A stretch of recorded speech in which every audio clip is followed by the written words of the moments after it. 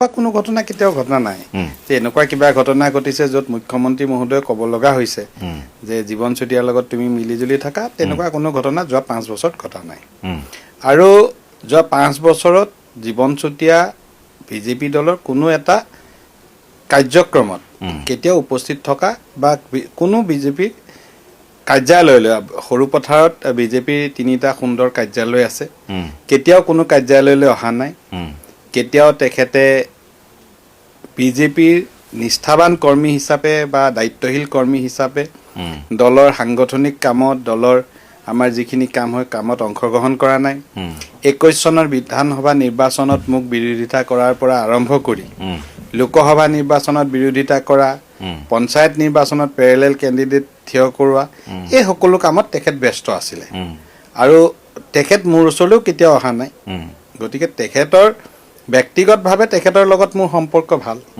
এবাৰ তেখেতৰ পৰিবাৰৰ হাৰ্টৰ কিবা প্ৰব্লেম হৈছে মই ফোন কৰি খবৰ লৈ ক'ত ট্ৰিটমেণ্ট কৰিব লাগে কি লাগে মই লগে লগে খবৰ লৈছোঁ 10 মিনিটৰ ভিতৰতে কিন্তু তেওঁ সাংগঠনিকভাৱে দলটোৰ লগত কেতিয়াও সৰু পথাৰত জড়িত নাছিলে গতিকে জীৱন চুতীয়া বা যিকোনো মানুহ দলৰ পৰা যেতিয়া গুচি যাব নিঃসন্দেহে দলৰ কাৰণে সেইটো আমি কেতিয়াও নিবিচাৰোঁ কিন্তু দলত থাকি যেতিয়া দলৰ অন্তৰ্ভাগত বেমেজালি সৃষ্টি কৰিব তেওঁ যোৱা সময়ছোৱাত বিভিন্ন সামাজিক কামত জড়িত আছে জড়িত হ'বলৈ কৰবাত তেওঁ কিবা ভাল কামেই কৰিছে মই তেওঁক বেয়াকে নকওঁ তেওঁৰ কথা কিন্তু তেওঁ কামখিনি কৰোঁতে লগত যিখন গাড়ী গৈছে গাড়ীখনত এজনো বিজেপি মানুহ যোৱা নাই কংগ্ৰেছৰ কেইজনমান মানুহ যিকেইজন সৰু পথাৰবাসী ৰাইজে চিনি পায় যোৱা 10 বছৰ 5 বছৰ কংগ্ৰেছত জড়িত হৈ আছে তেওঁলোকক লগত লৈ তেওঁ ঘূৰি আছে তেওঁ কেতিয়াও বিজেপিক ৰিপ্ৰেজেণ্ট কৰা নাই আৰু তেওঁ যিদিনা বিজেপি এৰি গৈছে তেওঁ নীতি আদৰ্শ নাইবা অন্যান্য কথা তেওঁ কোৱা নাই তেওঁ কৈছে যে বিধায়কে মোক গুৰুত্ব নিদিলে গতিকে মই বিজেপি এৰিলোঁ এতিয়া মই তেওঁ গুৰুত্ব দিয়া নিদিয়াটো এটা দল এৰাৰ কাৰণ হ'ব নোৱাৰে দলটো ভাৰতীয় জনতা পাৰ্টি ইমান বিশাল আজি আপুনি এটা কথা চাওক আমাৰ দুজন নেতা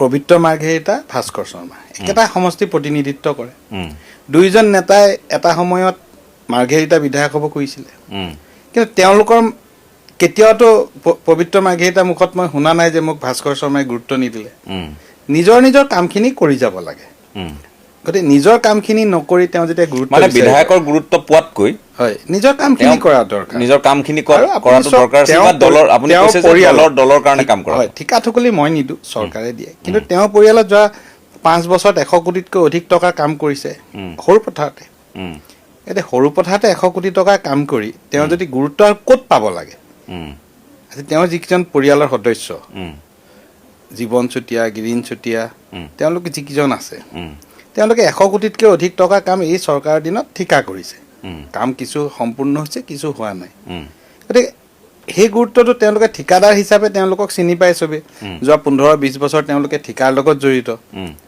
দলৰ যিহেতু কোনো মিটিঙত নাহে দলৰ সদস্য হিচাপে তেওঁলোকক কথা নাই গতিকে তেওঁলোকে পাব লগা গুৰুত্ব য'ত যেনেকৈ পাব লগা সেইখিনি পাই আছে তেওঁৰ ৰাজনৈতিক আশা আকাংক্ষা উচ্চাকাংক্ষা এইখিনিক মই সমৰ্থন কৰিব নোৱাৰোঁ কাৰণ তেওঁ যদি আপোনাক কয় যে আজি মই ND24 এক্সিকিউটিভ মানে আপোনাৰ চাকৰিটো বিচাৰে আপুনি ডেফিনেটলি আপুনি তাত বহি আছে কমফৰ্টেবল হৈ আছে আপুনি কাম কৰি আছে বেলেগ ক'ব আপোনাৰ আণ্ডাৰত যদি কিবা এটা বিচাৰে চাকৰি বিচাৰে যিকোনো মানুহক আপুনি দিব এজন মানুহে যদি আপোনাকে উঠাই পেলাই আপোনাৰ জেগালৈকে আহিব খুজিব আৰু আপোনাৰ প্ৰতিটো কামত তেওঁ নিগেটিভ কাম কৰিব ছ'চিয়েল মিডিয়াত সদায় আপোনাৰ এগেইনষ্টে লিখি থাকিব সেই মানুহজন বিজেপি নিষ্ঠাবান কৰ্মী বুলি কোনেও নাভাবে আমাৰ দলৰ মই মোৰ কথাটো বাদ দিলোঁ মোৰ দলত আজি সৰু পথাৰত সমষ্টিতে যেতিয়া আমি মেম্বাৰশ্বিপ ড্ৰাইভ কৰিছিলোঁ অসমৰ প্ৰথম 10টা সমষ্টিৰ ভিতৰত আছিলোঁ 70,000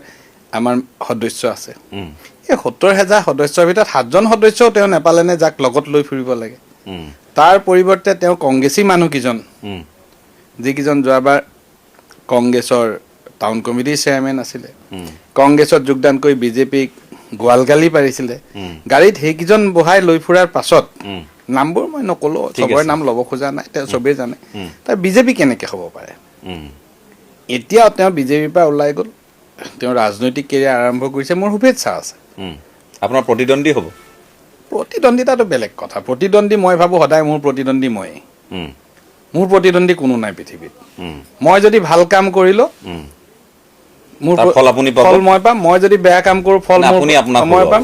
মোৰ প্ৰতিদ্বন্দ্বী বুলি ক'বলৈ হ'লে সদায় মই যদি নিজক আইনাত চাব নোৱাৰোঁ, মই যদি নিজৰ কেতিয়াবা ভুল হয়, মই নিজে ভালকৈ কাম, আজি চাওক, আজি ধৰি ল'লোঁ মই নিৰ্বাচনৰ সময়ত কিছুমান প্ৰতিশ্ৰুতি দিছিলোঁ, যদি ৰূপায়ণ কৰিব নোৱাৰিলোহেঁতেন, যদি সৰুপথাৰ মানুহে আগৰ বিধায়কজন আৰু মোৰ পাৰ্থক্য যদি বিচাৰি নাপায়, তে প্ৰতিদ্বন্দ্বীটো কোনোবা নহয় কোনোবা এজনটো ওলাবই। আজি জীৱন চুতীয়াই হওক, ৰজলিনা তিৰ্কীয়ে হওক, ৰাজু ফুকনেই হওক, XYZ যিকোনো এজন ৰাজনৈতিক প্ৰতিদ্বন্দ্বীটো থাকিবই। গতিকে সেই প্ৰতিদ্বন্দ্বীজনে আপোনাক তেতিয়াহে পৰাস্ত কৰিব পাৰিব যেতিয়া আপুনি নিজে পৰাস্ত কৰাৰ ৰাস্তাটো দেখুৱাই দিব। কাৰণ আপুনি অলৰেডি এটা জেগাত আছে, আপোনাক তাৰ পৰা আঁতৰাবলৈ হ'লে আপোনাৰ দুৰ্বলতা লাগিব। আজি আমি বিজেপি চৰকাৰ, আপুনি দুৰ্বল হোৱা নাই? নহয়, মই দুৰ্বলটো হোৱা নোহোৱাটো পাছত ক'ম। মই কৈছোঁ যে মই যদি দুৰ্বল হওঁ তাৰো কাৰণ মই যদি সবল হওঁ তাৰো কাৰণ বাকীসকল প্ৰতিদ্বন্দ্বী বাহ্যিকভাৱে দেখিবলৈ পোৱা যায়, কিন্তু মোৰ যিটো লক্ষ্য সমষ্টিটোৰ আগুৱাই লৈ যোৱাত, সমষ্টিটো অসমৰ 5টা শ্ৰেষ্ঠ সমষ্টি কৰাত, তাত যদি কেতিয়াবা ব্যৰ্থ হওঁ তাৰ দুখ মই প্ৰতিদ্বন্দ্বীক নিদিওঁ, তাৰ দুখ মই মোৰ গাত চাপি ল'ম। তাৰমানে আপুনি জিকিলেও আপোনাৰ কাৰণেই জিকিব আৰু আপুনি হাৰিলেও আপোনাৰ কাৰণেই হাৰিব, বেলেগে আপোনাক হৰুৱাব নোৱাৰে। অকল সেইটোৱে নহয়, মোৰ কাৰণে বুলি নহয়, এই সময়ত বিজেপিৰ চৰকাৰ আছে, ভাৰতীয় জনতা পাৰ্টীৰ বলিষ্ঠ নেতা, বিশ্বগুৰু, বিশ্বৰ সৰ্বাধিক জনপ্ৰিয় নেতা নৰেন্দ্ৰ মোদী ডাঙৰীয়া আছে, ডক্টৰ হিমন্ত বিশ্ব শৰ্মা ডাঙৰীয়া আছে। আমাৰ সেইসকলৰ নেতৃত্বত এজে হ'ল অসমৰ যিটো ৰাজনৈতিক পৰিৱেশ, সেই ৰাজনৈতিক পৰিৱেশেও কাম কৰিব। কিন্তু কেণ্ডিডেট হিচাপে মোৰ যদি কিবা নিগেটিভ আছে তাৰ ফলো মই পাম, আৰু পজিটিভ হ'লে তাৰ ফলটো মই পাম। ঠিক আছে, মই আপুনি যিটো কথা কৈছে ময়ো মানো বাৰু সেইটো কথা, যে এজন ব্যক্তিৰ বিকল্প তেখেতেই হ'ব, হয়, বা এগৰাকী ব্যক্তিৰ তেওঁ মানে উন্নতি হ'ব নে অধোগতি হ'ব, তেখেতৰ চৰিত্ৰ, তেখেতৰ কৰ্মই নিৰূপণ কৰিব। আপুনি সেই কথাত বিশ্বাসী। এতিয়া কথাটো হৈছে 5টা বছৰ আপুনি প্ৰথমবাৰ সৰুপথাৰৰ বিধায়ক হ'ল, ইয়াৰ পূৰ্বেও আপুনি প্ৰতিদ্বন্দ্বিতা অৱশ্যে কৰিছিল, কিন্তু ভাৰতীয় জনতা পাৰ্টীৰ বেনাৰত আপুনি বিধায়ক হোৱাৰ আপোনাৰ ভাগ্য মিলিল। গতিকে বিধায়ক হৈ 5টা বছৰত এনে কি কাম কৰিলে যিকেইটা আপোনাক সন্তুষ্টি দিয়ে? মই এটাকৈ যদি কেইটামান কথা কওঁ, মই পৰিসংখ্যাটো একজেক্ট কিলোমিটাৰ হিচাপত ক'ব নোৱাৰিম, কিন্তু যোৱা 5 বছৰত অসমত যিমান ৰাস্তা হ'ল, আটাইতকৈ বেছি ৰাস্তা সৰুপথাৰ সমষ্টিত হৈছে। এই পকা ৰাস্তা আৰু চেন গ্ৰেভেল বা এনেকৈ পাথৰ দি পেলাই বনোৱা ৰাস্তা আপুনি চাওক, আটাইতকৈ বেছি ৰাস্তা সৰুপথাৰ সমষ্টিত হৈছে। বাকী আপোনাক সমালোচনা কৰাসকলে কৰিব, মোৰো কৰিবলগীয়া সমালোচনা থাকিবই স্বাভাৱিকতে, কিন্তু এটা কাম মই ব্যক্তিগতভাৱে মই চাওক, মই নাভাবোঁ মোক কোনে কি ধৰণে ভাবে, মই ভাবোঁ যে মই নিজে এগৰাকী দায়বদ্ধতাৰে কাম কৰা এগৰাকী সংবাদকৰ্মী বুলি ভাবোঁ। মই ভালটোক ভাল বুলি কওঁ, বেয়াটোক বেয়া বুলি কওঁ। মই আপোনাৰ তাত এখন সভালৈ গৈছিলোঁ আৰু মই আপোনাক নিজে ফোন কৰি কৈছিলোঁ যে আপুনি বৰ ধুনীয়া এটা পেণ্ডেল কৰিছে, ইমান ধুনীয়া ৰভাগৃহ কৰিছে। সেইটো কিন্তু মই ভাবোঁ যে ইমান আটক ধুনীয়া, বাকী মই আপুনি ভাল কৰিছে বেয়া কৰিছে আপোনাৰ সমষ্টিৰ ৰাইজে মূল্যায়ন কৰিব, কিন্তু মই সেই সভাগৃহৰ মানে গোটেই ডিজাইনটো, কনচেপ্টটো, মানে ধাৰণাটো, আৰু তাত বহি তাৰ যিখিনি উপলব্ধি হ'ল সেইখিনি মই কিন্তু লগে লগে আপোনাক কৈছোঁ। হয়, কৈছিলে, মই শুনিও বৰ ভাল পালোঁ, আৰু সেইটো সন্মানীয় মুখ্যমন্ত্ৰী ডাঙৰীয়াই উদ্বোধন কৰিছিলে। পৰৱৰ্তী অৱস্থাত সেই একে ড্ৰয়িং এষ্টিমেটে অসমৰ কেইবাটাও, গোলাঘাট, বোকাখাট, কেইবাটাও ঠাইত একেধৰণৰ হৈছে। এবাৰ নৱদলে ডাঙৰীয়া, তেখেত জ্যেষ্ঠ আমাৰ বিধায়ক, তেখেতে মোক ফোন কৰিলে, ফোন কৰি পেলাই ক'লে যে মোৰ বাছ এখনত কাইলৈ 30জনমান মানুহ যাব, আমাৰ ফাট বিহুৰ জেগাত মুখ্যমন্ত্ৰী মহোদয়ে পইচা দিছে 20 কোটি টকা, আৰু এটা মানে অডিটৰিয়াম বনাব কৈছে, আৰু কওঁতে কৈ পঠাইছে যে তই বিশ্বজিতৰ পৰা চাই ল'বি, বিশ্বজিতে যেনেকৈ বনাইছে তেনেকৈ বনাবি। তাৰপৰা নেক্সট দিনা 32জন মানুহ আহিলে তাৰ পৰা বাছ এখন লৈ, ঢকুৱাখানাৰ পৰা আহিলে, চালে, চাই মেলি মই তেওঁলোকৰ লগত ধুনীয়াকৈ লগ পালোঁ, ভাত পানী খালোঁ, তেওঁলোক গ'লগৈ, তেওঁলোক সন্তুষ্ট। মই এই মুহূৰ্তত খবৰটো লোৱা নাই সেইটো কমপ্লিট হ'ল নে নাই।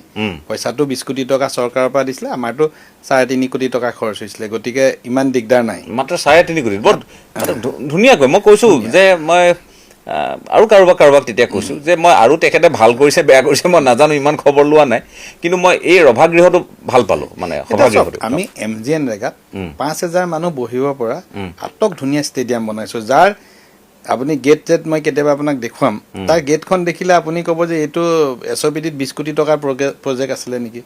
আমি তেনেকুৱা ষ্টেডিয়াম মোৰ সমষ্টিত এতিয়া Changpul stadium, Lovlina Borgohain stadium, Chewaguri stadium, Sarupathar stadium, Sarupathar indoor stadium, Jayantipur stadium আৰু উৰিয়ামঘাট। এখন আৰু ষ্টেডিয়াম বনাইছিলোঁ, খুব সুন্দৰ ষ্টেডিয়াম হৈছিলে, সেইখন মুখ্যমন্ত্ৰী ডাঙৰীয়া গৈছিলে। কেইখন বনালে সমষ্টি? মইনাপাৰা ষ্টেডিয়াম, যিখন মোৰ ডিলিমিটেশ্যনত গুচি গ'ল, সেইখন ধৰিলে মই 8খন ষ্টেডিয়াম বনাইছোঁ। খেলুৱৈটো আপুনি জানেই, লাভলীনা বৰগোহাঁই, নয়নমণি শইকীয়া, নিশামণি, প্ৰত্যেক মাহতে নেশ্যনেল ইণ্টাৰনেশ্যনেল খেল খেলিবৰ কাৰণে মোৰ সমষ্টিৰ পৰা কোনোবা নহয় কোনোবা যায়, যিখিনি মোৰ লগত সংযোগত। মানে খেলপথাৰ কেইখনে বা ষ্টেডিয়াম কেইখনে তেওঁলোককো উৎসাহী কৰিছে। আমি তাতে মই আপোনাক এটা কথা কওঁ, যোৱা ইলেকশ্যনৰ সময়ত মই যেতিয়া ভাষণ দিছিলোঁ, তেতিয়া মই কৈছিলোঁ যে মই বিধায়ক হিচাপে যি প্ৰথম কাৰ্যকাল হ'ব, মোৰ দৰমহা এটা টকাও মই ঘৰলৈ নানো। মই দৰমহা নলওঁ বুলি কোৱা নাছিলোঁ, মই কৈছোঁ ঘৰলৈ নানো, মই ৰাইজৰ কাৰণে খৰচ কৰিম। মই আজিৰ তাৰিখত 80,000 টকা দৰমহা পাওঁ, 30% তাৰ আমাৰ ইনকাম টেক্স কাটে, বাকী যিখিনি পইচা আছে গোটেই পইচাখিনি যোৱা 5 বছৰত মই হিচাপ ৰাখি থৈছোঁ, যোৱা 5 বছৰত মই ৰাইজৰ কাৰণে খৰচ কৰিছোঁ। ইতিমধ্যে মই প্ৰায় 300 হুইল চেয়াৰ, বাকীখিনিতো কৰিছোঁৱেই। আপুনি এগৰাকী ব্যৱসায়ীও, আপোনাৰ ব্যৱসায়ো আছে ব্যৱসায়। 300 হুইল চেয়াৰ মই ৰোগীসকলক দিছোঁ, আৰু যোৱা সপ্তাহত এইকেইদিনত পাব লগা দৰমহাৰ পৰা আৰু 8,000 টকাকৈ 8 লাখ টকা দি আৰু 100 হুইল চেয়াৰ আনি থৈছোঁ, এতিয়া মই গৈ পেলাই দিমগৈ। তাৰমানে হুইল চেয়াৰ কাক লাগে চাওক, আমি সাধাৰণতে দেখোঁ যে আমাৰ খুব ষ্ট্ৰ'ক হয়, পেৰালাইচিছ হয়, বা বাৰ্ধক্যজনিত কাৰণত বেমাৰী হৈ খোজকাঢ়িব নোৱাৰে, লেট্ৰিনলৈ নিবৰ কাৰণে ঘৰৰ মানুহৰ ঘৰ মুভমেণ্ট কৰি ভাত খাবলৈ নিবৰ কাৰণে মানুহৰ যিটো কষ্ট হয়, এখন হুইল চেয়াৰে তেওঁলোকৰ জীৱন বহুতখিনি সহজ কৰে। আৰু যেতিয়া হুইল চেয়াৰ আমি দিছিলোঁ তেতিয়া দেখিছিলোঁ ইমান প্ৰয়োজন মানুহৰ, গতিকে হুইল চেয়াৰখিনি দিয়া প্ৰচেছটো আমি কণ্টিনিউ কৰিছিলোঁ, আৰু এইটো আমাৰ কাৰণে এটা ভাল লগা কথা। মোক বহুতে কৈছে, আপোনাৰ তাত মই বহুতৰ লগত কথা পাতি থাকোঁ, আপুনিও জানে, সাংবাদিক বন্ধুসকল আছে, বৰ্তমানে বহু এনে আছে ব্যক্তি যাৰ সৈতে ঘৰুৱা পৰিচয়ো আছে, গতিকে বহুতে কয় যে তেখেতকনো দৰমহাৰ কিয় প্ৰয়োজন, তেখেতৰ ব্যৱসায় আছে, আৰু তেখেতৰ বিধায়ক হোৱাৰ সুবাদত এতিয়া নতুন নতুন বাগিচাৰ মালিকো হৈছে, সম্পত্তিৰ মালিকো হৈছে বুলি কয়। চব কথাটো এনেকুৱা, বিধায়ক হোৱাৰ সুবাদত মোৰ 10 টকা সম্পত্তিও বহা নাই। মই যিদিনা বিধায়ক হৈছিলোঁ, আপুনি মোৰ 16 চনত মই নিৰ্দলীয় ইলেকশ্যন খেলিছিলোঁ, 21 চনত দলৰ পৰা খেলিছিলোঁ, মোৰ এফিডেভিটকেইখনত চাব, মোৰ নিজৰ মোৰ মানে গোটেইখিনি মিলাই কোম্পানী সকলো মিলাই তেতিয়াই মোৰ 300তকৈ বেছি মোৰ নিজৰ ষ্টাফ আছিলে, 300টা পৰিয়াল চলোৱাৰ দায়িত্ব তেতিয়াই লৈ আছিলোঁ। গতিকে বিধায়ক হৈ বাগানটো মোৰ নাই বাৰু, যি সম্পত্তি মোৰ আছিলে ইলেকশ্যনৰ আগতেই আছিলে, আৰু আপুনি শুনি ভাল পাব, মই ইনকাম টেক্সে 1 কোটিতকৈ বেছি দিওঁ বছৰেকত। গতিকে কিবা এটা সম্পত্তি যদি মই গোটাইছোঁ, তাৰ লিগেল ইনকাম আছে মোৰ। বিধায়ক হিচাপে পইচা ঘটি বাগান ঘটাৰ ইচ্ছা মোৰ কেতিয়াও নাছিলে, যদি বাগানেই মোৰ ঘটিব লাগিলেহেঁতেন তেতিয়া বিধায়ক হোৱাৰ মোৰ প্ৰয়োজন নাই, কাৰণ বিধায়ক হৈ আপুনি জানে যোৱা 5টা বছৰত মই 50 দিনো গুৱাহাটীত চাগে নাই নেকি, মই সমষ্টিতে থাকোঁ। মই ৰাতিপুৱা 8টা বজাৰ পৰা ৰাতি 11টা বজালৈকে মই মানুহৰ লগত থাকোঁ, কষ্ট কৰোঁ। ইমানখিনি কষ্ট কৰি মোৰ কিবা এটা সম্পত্তি গোটোৱাৰ কোনো প্ৰয়োজনেই নাই। সৰুপথাৰ সমষ্টিৰ মানুহে জানে যে সততাক আধাৰ হিচাপে লৈ মই ৰাজনীতি কৰিছোঁ, কাৰণ মই জানো যে ৰাজনীতি কৰা মানুহক পাহৰি যাবলৈ আটাইতকৈ কম সময় লাগে।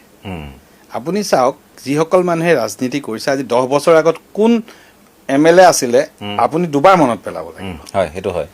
কিন্তু আপুনি আজি যদি গোলাপ বৰবৰা, আজি সোণেশ্বৰ বৰা বা এনেকুৱা যিসকল আমাৰ কিংবদন্তী ৰাজনীতিবিদ আছে, তেওঁলোকক মানুহে পাহৰিব বুলি ক'লেও পাহৰিব নোৱাৰে। আজি অসমত যিমান ডেভেলপমেণ্টৰ কাম হৈছে, যিমানখিনি অসমীয়া জাতি সুৰক্ষাৰ কাম হৈছে, নেক্সট 100 বছৰলৈ ডক্টৰ হিমন্ত বিশ্ব শৰ্মা ডাঙৰীয়াক মানুহে মনত ৰাখিব। গতিকে মানুহে মনত ৰখাটো ৰাজনীতিত ডাঙৰ কথা। মই এটা কথা কওঁ আপোনাক, মোৰ মনত আছে বা 2000, মই নেতাজনৰ নাম নকওঁ, 2008-09 কথা, এজন প্ৰাক্তন বিধায়কে দুৰ্গা পূজাৰ সময়ত বহি আছে এঠাইত ৰাতি 8টা বজাত। তেওঁ বহি থকা অৱস্থাত তেওঁৰ যিখিনি মানুহ আশে পাশে আছে, ময়ো আছোঁ, ময়ো গৈছোঁ, লগ পাইছোঁ। তেওঁ প্ৰাক্তন নে বিধায়ক? নাই, তেওঁ প্ৰাক্তন। তেতিয়াও প্ৰাক্তনেই হ'ল। তেতিয়াও প্ৰাক্তন হ'ল। তেওঁ যেতিয়া ইটো মানুহক সিটো মানুহক কৈছে যে ৰচোন অলপ দেৰি ৰওঁ, প্ৰত্যেকৰ কাম ওলাইছে, কৈছে নাই দাদা মোৰ ঘৰত এনেকুৱা আছে, মোৰ ঘৰত তেনেকুৱা আছে। সেই মানুহখিনি সেই মুহূৰ্তত মই দেখিছোঁ যে কোনো এজন মানুহ তাত 10 মিনিট ৰ'বলৈ কাৰো সময় নাই। আৰু সেই মানুহজনে যেতিয়া এতিয়া বিধায়ক হ'ল, তেওঁৰ ওচৰত লগ পাবৰ কাৰণে একেখিনি মানুহে 2 ঘণ্টা লাইন পাতে। গতিকে আমাৰ যিটো ক্ষমতা, এই ক্ষমতাটো 5 বছৰীয়া ক্ষমতা, সময় নিৰ্ধাৰিত ক্ষমতা।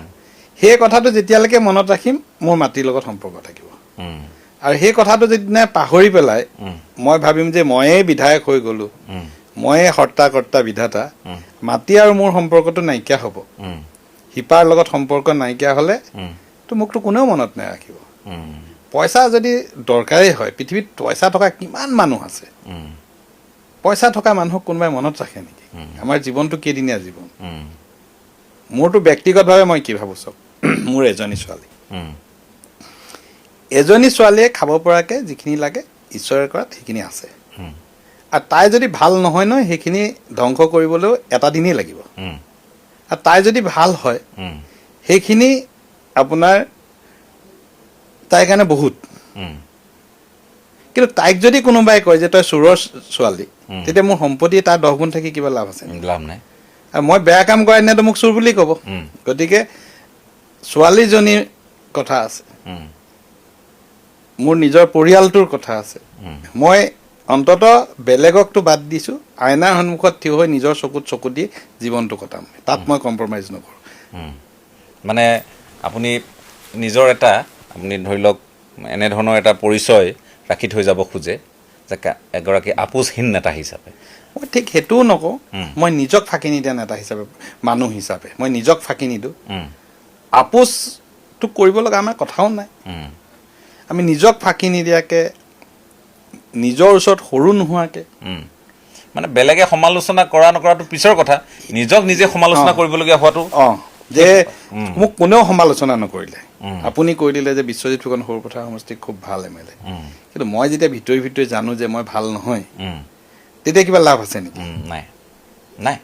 আৰু সেই বেছিকখিনি আমাক লাগিব।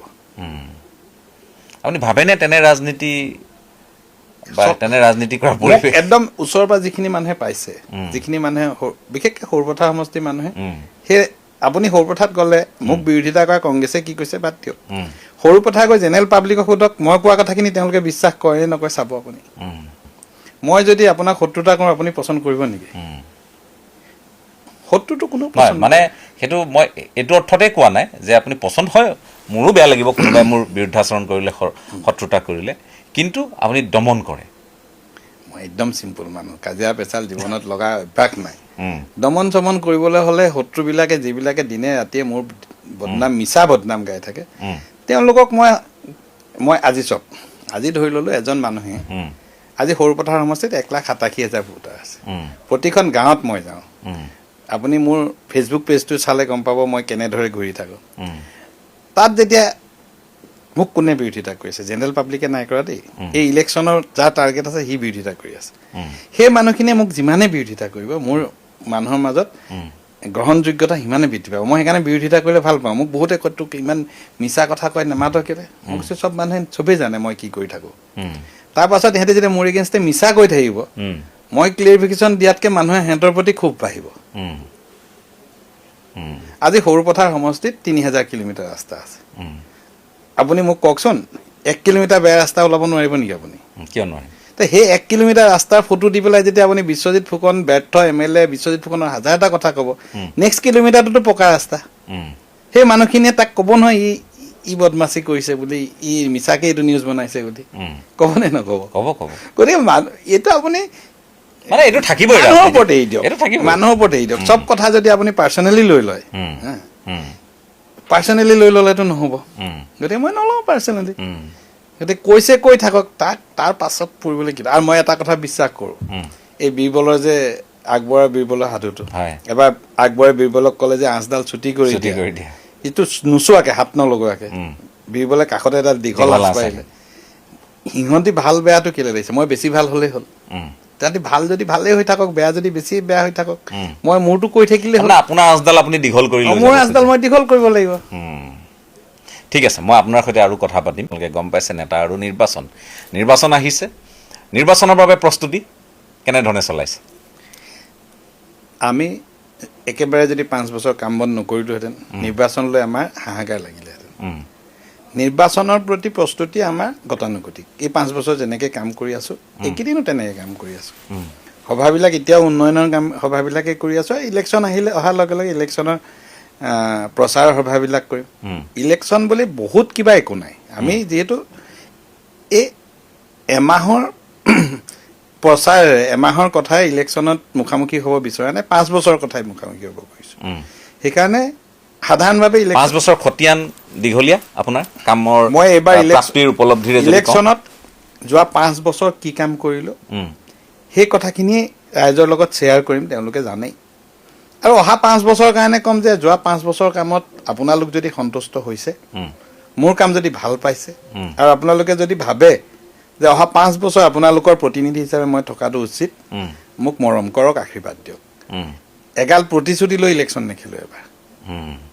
তাৰমানে আপোনাৰ মতে মই যিটো আপোনাৰ ভাৱ ভংগীমাৰ পৰা বুজি পাইছোঁ কাম কিছু হৈছে আপোনাৰ কাম ধৰক এনেকুৱা মই যেতিয়া ইলেকশ্যন কেম্পেইনিঙত ঘূৰি আছিলোঁ সেই সময়ত সৰুপথাৰ সমষ্টিত 9খন পঞ্চায়ত আছে ফৰেষ্ট এৰিয়াত তাৰে টেঙানি বাদ দিলে বাকী পঞ্চায়তবিলাকত মোবাইল নেটৱৰ্ক নাছিলে ফৰেষ্ট এৰিয়া মোবাইল টাৱাৰ বহাব নোৱাৰে মই নিজৰ ওপৰত বিশ্বাস ৰাখি ক'লোঁ যে মই এবছৰৰ ভিতৰত ইয়াত মই ৰেংমা আৰু নামবৰ বনাঞ্চলত মোবাইল টাৱাৰ কানেক্টিভিটি দি দিম ইলেকশ্যন গ'ল জিকি প্ৰথম এসপ্তাহতে মাননীয় মুখ্যমন্ত্ৰী মহোদয়ক লগ কৰিলোঁ ক'লোঁ যে এইটো মোৰতো নহ'বই এইটো লাগিবই মুখ্যমন্ত্ৰী মহোদয়ে ৰাস্তা উলিয়ালে কাৰণ তাত ইমান দিন নোহোৱা এটা কাৰণ আছিলে ৰাস্তা ওলালে তেখেতে নিজে ৰিলায়েন্স আৰু এয়াৰটেলৰ চেয়াৰমেন CMDলৈ চিঠি লিখিলে আমাৰ হৈ এই চিঠিখনৰ ভিত্তিত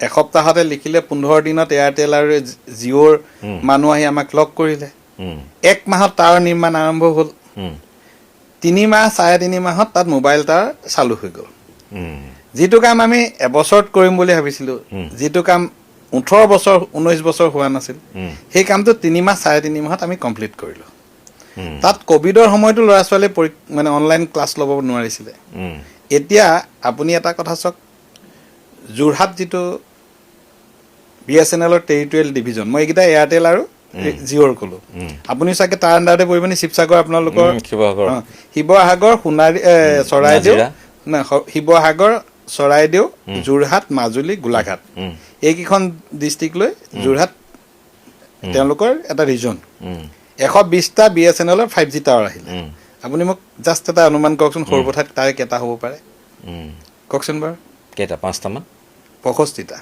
65 120টাৰ 65টা সৰুপথাৰত নৰ্থ ইষ্টৰ ভিতৰত প্ৰথম 5G টাৱাৰ সৰুপথাৰত হৈছে 65টা একেলগে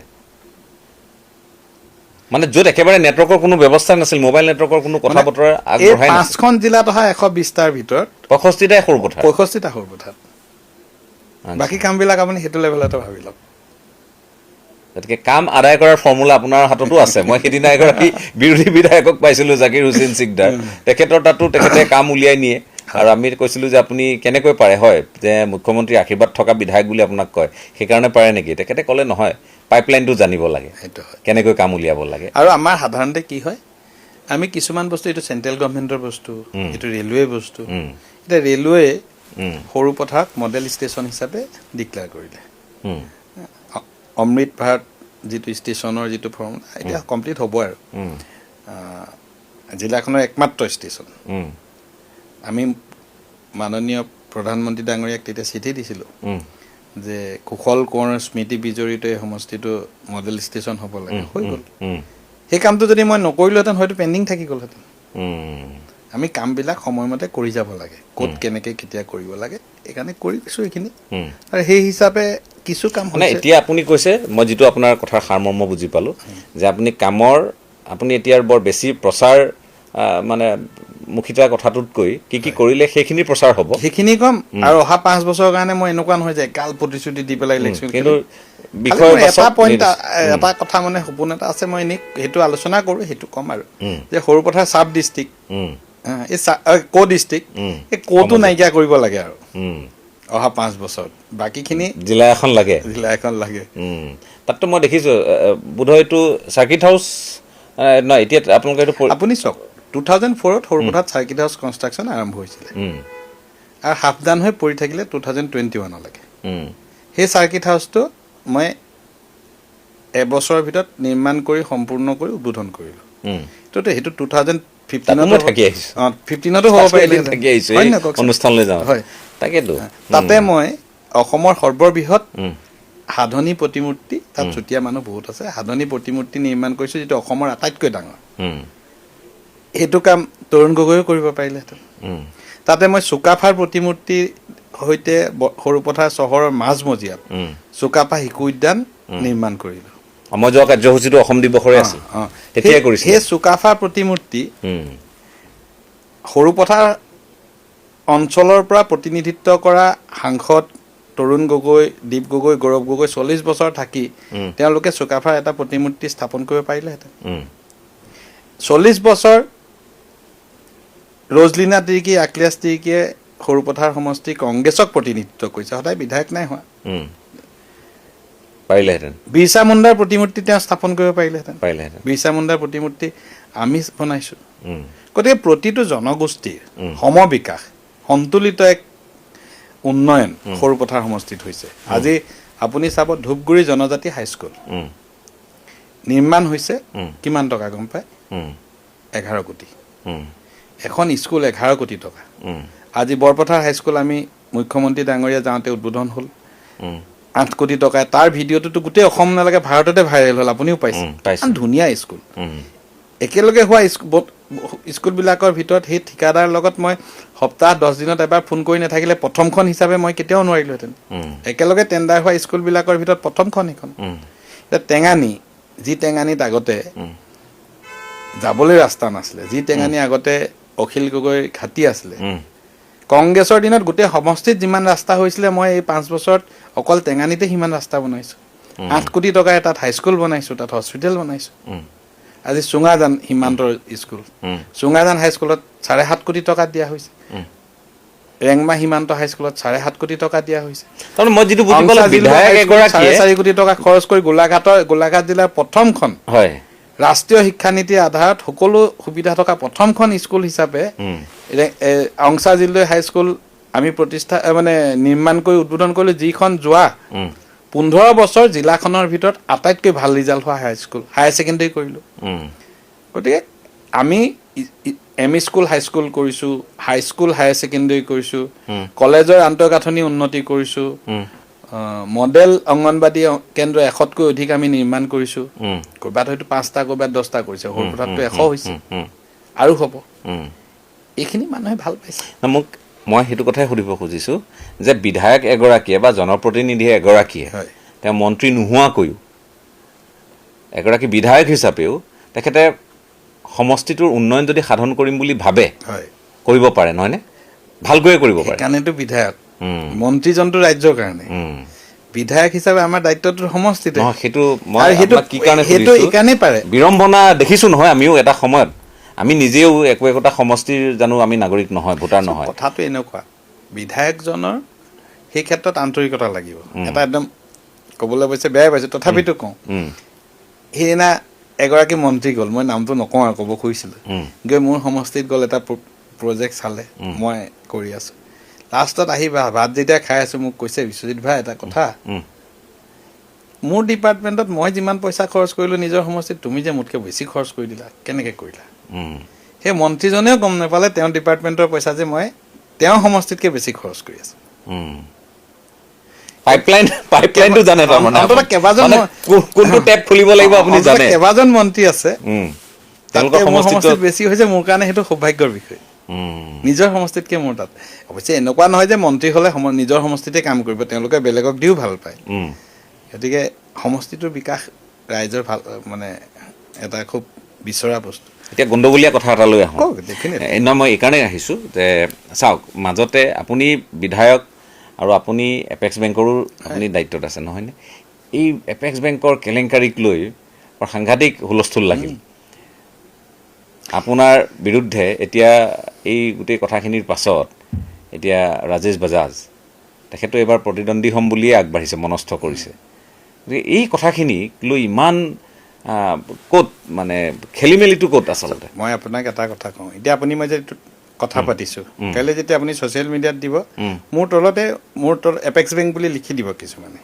এইটো মোৰ জীৱনৰ এটা মানে বিনা দুখত পোৱা এটা অপবাদ পাবলগীয়া হ'ল এইটো অপবাদ এপেক্স বেংকটো এনেকুৱা চাওক ধৰি ল'লোঁ এপেক্স বেংকটো এটা অনুষ্ঠান য'ত চুৰ হ'ল চুৰেই হ'ল এইটো মই গোচৰ দিলোঁ বিআইত সেই গোচৰটো এতিয়া ইডিত চলি আছে গোচৰ দিওঁতা মই মোৰ কথাটো বিশ্বাস নকৰে মই গোচৰ দিছোঁ নহয় চুৰটোৱে যেতিয়া ক'ব যে সেইজন কিন্তু সঁচা কথা নাই কোৱা দেই মোৰ বাগানখন ল'ব খুজিছিলে তেতিয়া লগে লগে এচাম মানুহে ক'ব যে হয় বিশ্বজিৎ ফুকনে ৰাজেশ বাজাজৰ বাগান ল'ব খুজিছিলে আপোনালোকৰ মাজত ভাল বন্ধুত্ব আছিল নেকি নহয় ৰাজেশ বাজাজ মোৰ সমষ্টিৰ মানুহ লগ ভাগটো সমষ্টিৰ মানুহ পাওঁৱেই আৰু আমি সামাজিক মানুহ ৰাজেশ বাজাজকতো মই চিনি নাপাওঁ বুলি কেতিয়াও কোৱা নাই মই কৈছোঁ যে তেওঁৰ লগত কোনো ধৰণৰ মোৰ এনেকুৱা সম্পৰ্ক নাই বস্তুটো এনেকুৱা বুজাব নালাগে যে মই ৰাজেশ বাজাজক চিনি নাপাওঁ সমষ্টিৰ মানুহ ভোটাৰ ডেফিনেটলি মই চিনি পাওঁ মোৰ ঘৰলৈও গৈছে অফিচলৈও গৈছে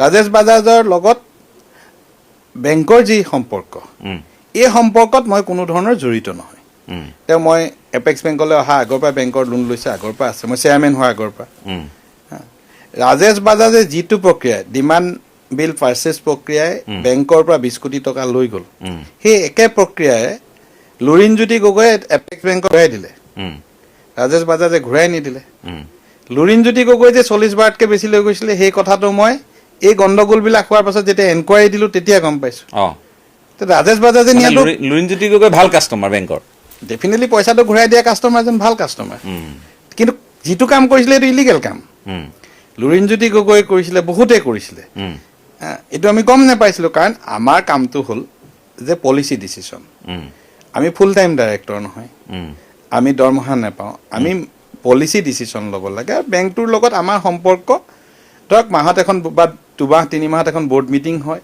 কিছুমান ফাইল আহে ফাইল থৰো আহে চব এনেকুৱা কোনো ফাইল নাহে যে ডাইৰেক্ট কোনোবা অফিচাৰে দিব MD-লে যাব গোটেই ফাইল আহিব সেই ফাইল আমি বৰ্ডত প্লেচ কৰোঁ চহী কৰোঁ সেইখিনি আমাৰ কাম ৰাজেশ বাজাজৰ এই DBP 20 কোটি টকাৰ সম্পৰ্কত কোনো ফাইল কেতিয়াও মুভমেণ্ট হোৱাই নাছিলে তেওঁ কিছুমান চেক দিলে একাউণ্টত পইচা নথকাকৈ চেক মানে কালেকশ্যনত পঠাব লাগে নহয় কালেকশ্যনত নপঠোৱাকৈ বেংকৰ একাউণ্টৰ পৰা পে'মেণ্ট কৰি দিলে এইটো হ'ল পুৰণি বেংকৰ মানুহ থাকিব লাগিব বেংকৰ মানুহ ডেফিনেটলি জড়িত হৈ আছে আৰু মই নিজে ভাবি আছোঁ এতিয়া আমাৰ বেংকটো ছেকেণ্ড চিডিউল হ'ল চিডিউল বেংকৰ মৰ্যাদা পোৱাৰ লগে লগে আজিৰ তাৰিখত ইউকো বেংক বা PNB IDBI আমি এটপাৰ হৈ গ'লোঁ আগতে চৰকাৰে যেতিয়া চেণ্ট্ৰেল গভৰ্ণমেণ্টৰ পৰা পইচা পঠাই লিখি দিয়ে যে চিডিউল বেংকত জমা কৰিব লাগে এতিয়া আমাৰ তাত জমা কৰিব পাৰিব আজি অসম চৰকাৰৰ হাজাৰ হাজাৰ লাখ কৰ্মচাৰীক আমি দৰমহা দিব পাৰিম এটা সময়ত বেংকটো 105 কোটি টকা লছত আছিলে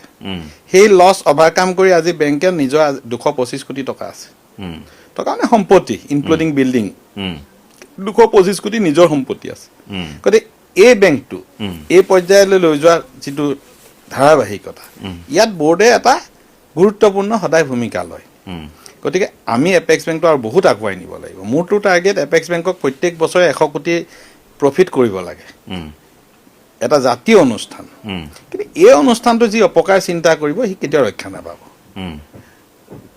সঁচা কথা নজনাকৈ এপেক্স বেংকৰ আপুনি চাওক এপেক্স বেংকৰ সম্পৰ্কত মই তেতিয়া আপোনাক কোৱা নাছিলোঁ যেতিয়া এই কথাবিলাক ওলালে মই তেতিয়া অসমৰ 4জন সন্মানীয় সাংবাদিকক সম্পাদকক ক'লোঁ যে আপোনালোক এপেক্স বেংকলৈ আহক আপোনালোকে যিটো কথা কৈছে, কাৰণ বেংকৰ কিছুমান চিক্ৰেচি থাকে, চবকে ৰাজহুৱা কৰি দিব নহয়। 4জন ছিনিয়ৰ সাংবাদিকক মাতিলোঁ যে আপোনালোকে আহি চাই যাওক ইয়াত কি আছে, যিকোনো কাগজ আছে আপোনালোকে চাই যাওক, যাতে আপোনালোক আশ্বস্ত হ'ব পাৰে।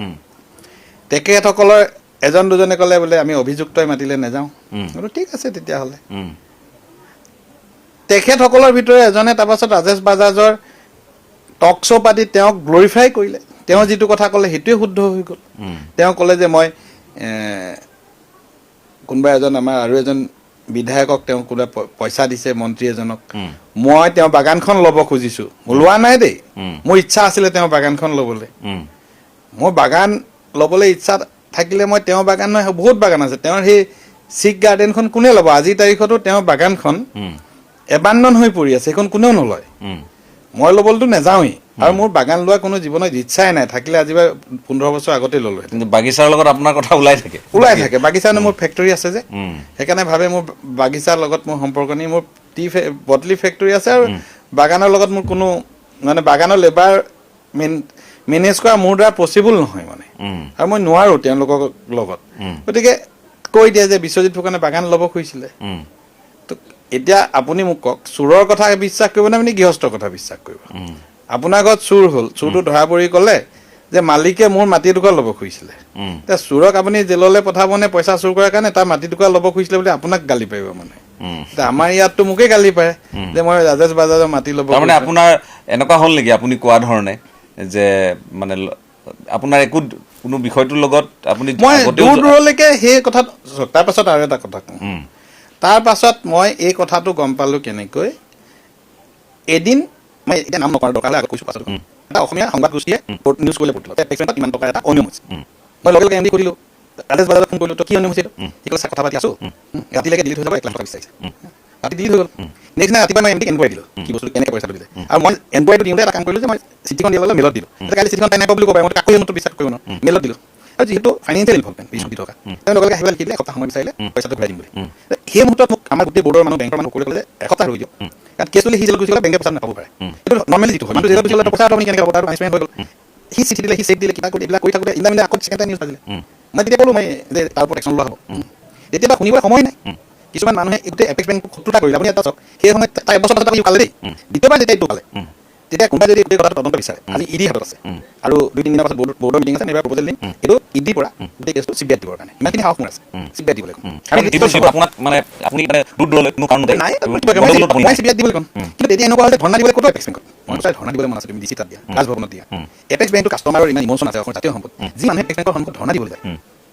কিন্তু অনুষ্ঠানটোৰ প্ৰতি শত্ৰুতা কৰা হ'ল নহ'ল নেকি? গতিকে অনুষ্ঠানটো ভাল পাব। যদি তেনেকুৱা গণ্ডগোল থাকিলেহেঁতেন মোৰ লেভেলত, বেংক ছেকেণ্ড চিডিউল নহ'লেহেঁতেন। ৰিজাৰ্ভ বেংকে মুখলৈ চাই ছেকেণ্ড চিডিউল নিদিয়ে। 48 চনৰ বেংক, 26 চনত আমি ছেকেণ্ড চিডিউল পাইছোঁ। গতিকে ইমান দিনৰ মূৰত ছেকেণ্ড চিডিউল যে পাইছোঁ, মুখলৈ চাই দিয়া নাই, তাৰ কাৰণে বহুত কিবা কৰিব লগা আছে। ঠিক আছে, যিখিনি কথা পাতিলোঁ আমি ইতিমধ্যে, আপোনাৰ বেংকৰ দায়িত্বটো আপোনাক কিছুমান নাটানিবলগীয়া দৰকাৰ মাজলৈ দিলে, আপুনি কম অনুসৰি আপুনি কৈছে যে মই বিনা কাৰণত এই সমালোচনাবোৰ তুলিবলগীয়া হয়। কিন্তু যেতিয়া প্ৰাপ্তি হয়, তেতিয়া সহানুভূতি আহে, নিশ্চিতভাৱে আহে। কিন্তু কেতিয়াবা যেতিয়া আপুনি নকৰা কামৰ কাৰণে কিবা অভিযোগ কৰে, তেতিয়া অলপ মনত দুখ লাগে, মোৰ কি দৰকাৰ এইবিলাক কৰি দিবলৈ, ৰাতিপুৱা শান্তিতে আছিল। কাৰণ আটাইতকৈ ক'ত অসুবিধা হয়, আপোনালৈ মোৰ ছোৱালী যেতিয়া মোক সুধে, তই সঁচাকৈ কিবা কৰিছ নেকি, তোৰ কথা এনেকৈ ওলাইছে, কিবা যদি কোৱা আকৌ ঘৰলৈ নাহিবি, মোৰ ছোৱালীয়ে মোক কয় নিউজ দেখি যে তই সঁচাকৈ বেয়া কাম কৰিছ নেকি, বেয়া কাম কৰিছ যদি ঘৰলৈ নাহিবি আকৌ, তেতিয়া আপুনি কিমান দুখ পাব? সেইটো হয়, সেইটো স্বাভাৱিকতে হয়। কিন্তু আপোনালোকে ৰাজহুৱা জীৱনত থকা মানুহ, আশীৰ্বাদ তেনেকৈ আহিব, সমালোচনাও আহিব, গালি গালাজ খাবই। চাওক, মানুহৰ ইয়াত প্ৰতিজন মানুহৰ ইমান বহু বিষয়ত হেঁপাহ থাকে, আশা থাকে, আকাংক্ষা থাকে, আৰু উঠিব থাকিব, সন্তুষ্টি থাকিব নাপালে। গতিকে আপুনি সকলো ধৰণৰ সমালোচনা, গঠনমূলক, নেতিবাচক সকলো আহিব আপোনালোক। যেতিয়া শত্ৰুতা কৰে, কিমান লেভেলত মানুহ যাব পাৰে। এটা ব্যক্তিগত মানে পাৰিবাৰিক কথা। মোৰ পত্নী সৰু কথা ক'লে প্ৰিন্সিপাল, তেওঁ ইণ্টাৰভিউ দিলে, প্ৰিন্সিপাল চাকৰি পালে। তেওঁ কেনেকুৱা মানুহ বুদ্ধি সমাজ তেওঁ জানে। তাৰপাছত এটামে ক'লে যে MLA পত্নী হোৱাৰ কাৰণে প্ৰিন্সিপাল হ'ল, আৰু পাব লগা এজন মানুহ নাপালে। হৈ যিজনে পাব লগা নাপালে বুলি ক'লে, সেইজনে 15খন কলেজত প্ৰিন্সিপালৰ ইণ্টাৰভিউ দি 15খনতে নাপালে, আৰু যিজনে 30জন মেট্ৰিক পাছ কৰিছিলে, সেইজনক ছাপোৰ্ট কৰিবলৈ এটা প্ৰেছ মিট পালে। অথচ যোগ্যতা ভিত্তিত ডিব্ৰুগড় ইউনিভাৰ্চিটিৰ ভাইচ চেঞ্চেলৰ পতা ইণ্টাৰভিউ, যাৰ লগত মোৰ কোনো সম্পৰ্ক নাই, ইউনিভাৰ্চিটিয়ে পাতি ইণ্টাৰভিউ তেওঁলোকে দিছে, সেই পোৱাৰ যোগ্যতাটো যেতিয়া মোৰ পত্নী যোগ্যতাটো যেতিয়া ক'লে MLA পত্নী হিচাপে পালে, মোৰ ঘৰত অশান্তি কৰিলে। নহ'ব নেকি আপুনি কওকচোন? হ'ব। অথচ যিজনে নোপোৱাৰ কাৰণে লিখিছে, সেইজনে 15খন আপোনাৰ পৰিবাৰে আপোনাক কয় নে বিধায়ক নোহোৱাই ভাল আছিল, আপুনি বিধায়ক নোহোৱাই ভাল আছিল, আপোনাৰ কাৰণে দিনে এবাৰ কয়। ছোৱালী আৰু পৰিবাৰে দিনে এবাৰ মানে ভাবে আৰু যে মই MLA হোৱাটো মানে ঠিক নহ'ল, মানে আমি ভৰ্তি আছিলোঁ, ঠিকে আছিলোঁ, মানে এতিয়া আমাৰ চাৰ্টিফিকেটবোৰ কাম নোহোৱা হ'ল, এনেকৈ মানে কয়নে? মানে এতিয়া যদি ভাল কাম এটা কৰিলোঁ, কৰাৰ পাছত যদি MLA পত্নী দাগটো লাগি যায়, তেওঁ আছে কৰি আছে, তেওঁ মই সহযোগ কৰাটো বেলেগ কথা, যোগ্যতাটো মোৰ দ্বাৰা জুখিলে নহ'ব। যোগ্যতাৰ মাপকাঠি একোগৰাকী ব্যক্তিৰ নিজৰ চাৰ্টিফিকেট তেখেতৰ কেৰিয়াৰ কথাখিনি এটাই ভাল লাগে, এই গোটেই কথাখিনি যিসকল মানুহ জড়িত, মুছলিম মানুহ জড়িত আছে, আৰু তেওঁলোকৰ নিজৰ ইণ্টাৰেষ্ট আৰু তেওঁলোকৰ সামাজিক স্থান দিনে দিনে তললৈ গৈ আছে। তেওঁলোকে ইমান এটা মানে পাতল লেভেলৰ পলিটিক্স কৰে। ৰাইজে আল্টিমেটলি চাওক, আমি কেতিয়াবা টক শ্ব' কৰোঁ, কেতিয়াবা কিছুমান মানে এনেকুৱা যে এইখিনিতে এষ্টাব্লিছ কৰি যাব লাগে, কিন্তু এষ্টাব্লিছটো হ'ব লাগে সেই অডিয়েঞ্চজনৰ মানুহৰ ভিতৰত নহ'লে মোৰ এটা ক'ব লগা আছে মই এইখিনিতে ক'ম ক্লিয়াৰ কৰিছে ক্লিয়াৰ দৰ্শকে ক্লিয়াৰ হ'ব লাগে যে পাব্লিকে নিজে বুজি পায় কেনেকৈ এইখন সমাজ মোৰ 1,87,000 এটা ভাল খবৰ যে আমি তাত যি এভেকশ্যন কৰিলোঁ মোটামুটি 10,000 ভোটাৰ আমি তাৰ পৰা এভেকশ্যন কৰি এমাহৰ ভিতৰত যদি 10,000 কৈছোঁ এইবাৰ নতুনকৈ আৰু 5,000 সোমালে কাৰণ তেওঁলোকৰ মৰিয়াবাৰী ডিঙি ইত্যাদিটো ভোট আছিলে 18,000 19,000 মানুহ সৰু পথাৰত আমি এক মাহৰ ভিতৰত 29 জুলাইৰ পৰা 25 আগষ্টৰ ভিতৰত আমি তাৰ পৰা এভেকশ্যন কৰি এটাও প্ৰতিবাদ নোহোৱাকৈ আপুনি সেইটো কথা মন কৰিব বেলেগত হ'লে যিটো প্ৰতিবাদ আপুনি দেখিছিলে সৰু পথাৰত এভেকশ্যনৰ 4 দিনৰ আগতে মানুহে গাড়ী লৈ গৈছিলে সেই পৰিৱেশ আমি তাত সৃষ্টি কৰিছিলোঁ তেওঁলোকক আমি বুজাই পঠাই দিছোঁ একো প্ৰতিবাদ নহ'ল তাতে একো গণ্ডগোল নহ'ল ধুনীয়াকৈ আমি পঠাইছিলোঁ এই মানুহবোৰ ভাৰতীয় নাগৰিক একেবাৰে নহয় তেওঁলোকে ভাৰতীয় ভাষা ভাষাই বুজি নাপায় তেওঁলোকৰ ভাষা বাংলাদেশী ভাষা যি দুই এক আছে বেছিকৈ ৰকিবুল হুছেইন যেতিয়া বনমন্ত্ৰী আছিলে তেতিয়া বেছি বহিল আৰু তেওঁলোকতো 3মহলীয়া ঘৰ 2মহলীয়া ঘৰ 30খন ডাম্পাৰ 25খন ডাম্পাৰ তেওঁলোকে তাতে শিলৰ গোটেই কাৰবাৰটো নিজৰ দখলত ৰাখিছিলে তেওঁলোকে তাতে ড্ৰাগছৰ কাৰবাৰ কৰিছিলে মৰণাস্ত্ৰৰ কাৰবাৰ কৰিছিলে তাতে বৰফৰ লগত জড়িত মানুহ তাতে গ্ৰেপ্তাৰ হৈছিলে গতিকে তেওঁলোকে এটা অপৰাধৰ ৰম্যভূমিত ক্ৰিয়েট কৰিছিলে আৰু সেই জেগাখিনি আজি অহা 50 বছৰৰ কাৰণে সেই অঞ্চলৰ মানুহখিনি সংক্ৰান্ত হ'ল প্ৰকৃতিয়ে ধুনীয়াকৈ উশাহ ল'ব পৰা হ'ল আমি তাতে 50 বিঘা মাটিৰে 5,000 বা যদি বেছি লাগে 5,000 নাহৰ বুলি এখন নাহৰ উদ্যান আমি নিৰ্মাণ কৰিম নাগালেণ্ডে কোনো গণ্ডগোল কৰে এই নাগালেণ্ডৰ সম্পৰ্কে আপুনি কোৱা প্ৰতিটো প্ৰশ্নৰ উত্তৰ আছে নাগালেণ্ডে একো গণ্ডগোল কৰা তেওঁলোকে প্ৰত্যেকটো কথা সহযোগ কৰিছে আমি 5,000 নাহৰ গছ এখন নাহৰ উদ্যান কৰিম জুবিনাগৰ নামত তাতে ধুনীয়াকৈ পৰ্যটনৰ ক্ষেত্ৰ কৰিম এইটো ধুনীয়া জেগা হ'ব আৰু প্ৰায় আপুনি কৈছে যে সম্ভাৱ্য মানে 10,000 মান আছিলে আৰু 10,000 আমি ফ্ৰম 7D তেওঁলোকৰ কমপ্লেইন কৰি তেওঁলোকৰ নাম যিহেতু তেওঁলোক আজি চাপ'জ বিদাপুৰ দুটা বুথ আছিলে সেই বুথকেইটা এটা যিহেতু মানুহে তেওঁলোকৰ নামবিলাক কটা গৈছে আমাৰ কাৰ্যকৰ্তা বা বিলো কোনোবাই কনচেপ্ট পূৰাই দিছে কমপ্লেইন কৰিছে মানুহ ভেৰিফিকেশ্যনৰ যি মানুহ নাই তেওঁলোকৰ নাম ভোটাৰ তালিকা কটা গৈছে কিছু ভোটাৰে তেওঁলোকে মৰিয়াবাৰী ডিং ৰূপহী লাহৰীঘাটত তেওঁলোকে নিজে ভোট ট্ৰেন্সফাৰ কৰিবলৈ আবেদন কৰিছে অনলাইন সকলো লগাই 10,000কৈ অধিক ভোট আমাৰ তাতে কমিলে তাৰমানে ড্ৰাফ্ট ফুলত আমাৰ 198 আছিলে ফাইনেলত আমাৰ 187 হ'ল মানে 11,000 ভোট ড্ৰাফ্ট আৰু ফাইনেলৰ মাজত ডিফাৰেঞ্চ আছে এতিয়া মই এই 5 বছৰত এইখিনি বাৰু কথা পাতিলে আপুনি কেতিয়াবা এনেকুৱা নতুন বিজনেছ কাললৈ মনত থাকি যাব বহুত মানে মোৰ সমষ্টিটো ডাঙৰ আছিলে 32টা পঞ্চায়ত 2খন town committee Morongi Numaligarh refinery এইবিলাক ইলেকশ্যনৰ মোৰ লগত আছে নুমলীগড় শোধনাগাৰে যেতিয়া ৰজাবাৰী চাহ বাগিচাৰ মাটিখিনি ল'লে মই খুব লগত লাগি ৰজাবাৰী চাহ বাগিচাৰ শ্ৰমিকৰ স্বাৰ্থটো সুৰক্ষিত কৰিলোঁ প্ৰতিজন শ্ৰমিকে 5 লাখ টকা পালে গতিকে মোৰ কাৰণে খুব ভাল লগা কথা তেওঁলোকে এটা পৰিয়ালত 11জন শ্ৰমিক আছিলে তেওঁলোকে 55 লাখ টকা কম্পেনচেশ্যন পাইছে তেওঁলোকৰ মাটি জানে বাগানৰ মাটি গৈছে কিন্তু পইচাটো আমি মুখ্যমন্ত্ৰী 2 লাখ আৰু বাকী 3 লাখ 5 লাখে প্ৰতি পাৰ্মানেণ্ট আমি লেবাৰ দিলোঁ তাৰ শ্ৰমিকসকল বেয়া ভাল পায় মোক এতিয়া যদি মোৰ সমষ্টিত নাই কিবা এটা হ'লেই মোৰ ঘৰলৈ এদিন গ'লো তালে তাতে এটা জল জীৱন মিছনৰ আঁচনি আছিলে আঁচনিটো 2.5 লাখ কৰিব লাগিব উদ্বোধনে 2.5 লাখ কিবা এটা আছিলে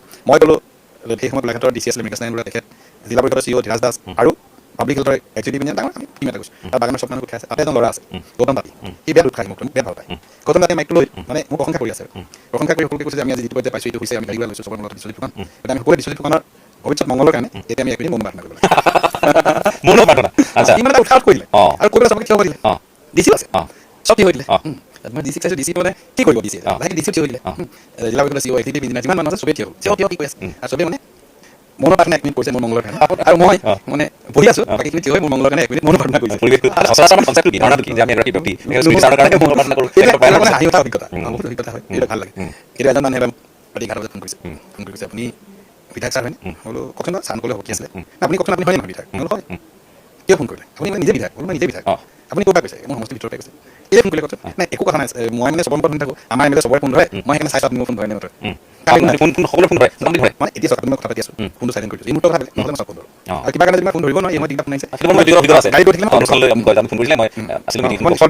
মই এনেকুৱা নহয় যে অচিনাকি নাম্বাৰ আপোনাক চিনি পাওঁ আপোনাক কল কৰিমেই কিন্তু অচিনাকি নাম্বাৰ ৰাতি ফোন মই বেছিকৈ ধৰোঁ কাৰণ ৰাতি মানুহে বিপদত ফোন কৰে ৰাতি যদি 1-2 বজাত ফোন কৰে নহয় এনেকুৱা নহয় যে মই ফোনটো অফ কৰি থ'লোঁ ৰাতি ফোন কৰিলে কাৰণে নধৰিলোঁ ৰাতি 10টা বজাৰ পাছত ফোন নমাৰিলে এনেও নকৰে তেওঁ কিবা এটা খুব আৰ্জেঞ্চি থাকিব গতিকে ৰাতি ফোনকেইটা সদায় ধৰিব লাগে যিকোনো পলিটিচিয়ানে ধৰিব লাগে আপুনি এই আমি যে জনগোষ্ঠীক লৈ সাধাৰণতে কওঁ যে এইটো সমষ্টিত এইটো জনগোষ্ঠী ইমান সেইটো জনগোষ্ঠী ইমান অমুকটো জনগোষ্ঠী ইমান এটা সংখ্যালৈ আমি কেনেকৈ জিকিব সেইটো আমি ফৰ্মুলেট কৰোঁ সেইটো আমি মানে বিচাৰি চাওঁ যে মানুহজন জিকিব বিশ্বজিৎ ফুকন জিকিবলৈ হ'লে তেওঁ কোনকেইটা জনগোষ্ঠী চাপোৰ্ট পাব তেওঁ জিকিবলৈ নিজকে অংকটো আমি উলিয়াবলৈ চেষ্টা কৰোঁ সঁচা এইটো ৰাজনীতি হয় কিন্তু এইটো এই মানে কথাবোৰ আজি তাৰিখত বৰ্তমান সময়ত যিটো ৰাজনীতি সেই ৰাজনীতি কিমান দূৰ এইটো খাপ খায় এইটো দুটা কথা অপ্ৰিয় দেই কথা ধৰ্মীয় মেৰুকৰণে এইটো কিছু কথা খাপ খায় কিন্তু অসমীয়া বুলি ক'লে যিখিনি মানুহে অসমীয়াক প্ৰতিনিধিত্ব কৰে এই নিজৰ স্বাৰ্থত আহোম চুতীয়া বামুণ বড়ো কছাৰী কোৱাৰ বাহিৰে যিখিনি আমাৰ ইণ্ডিজিনিয়াছ মানুহ এই মানুহখিনি ইণ্ডিজিনিয়াছ বুলিয়ে ভোট দিয়ে এতিয়া মই যিটো কমিউনিটিক ৰিপ্ৰেজেণ্ট কৰোঁ সৰু 3% বা 4% হ'ব মোকতো যোৱাবাৰে 40,000 ভোটত জিকাইছে মই প্ৰথমবাৰ ভোটটো নিদিব লাগিছিল হয় নহয় যে মানুহৰ এখন গণতান্ত্ৰিক দেশত ভাৰতবৰ্ষৰ নিচিনা দেশত জাতিয়ে একমাত্ৰ মানুহৰ মানে পেৰামিটাৰ হ'ব নোৱাৰে ইলেকশ্যনৰ কিন্তু নহয় ধৰ্মৰ কথা তেনেকুৱা ধৰ্মতকৈ বেছি ডিপেণ্ড কৰে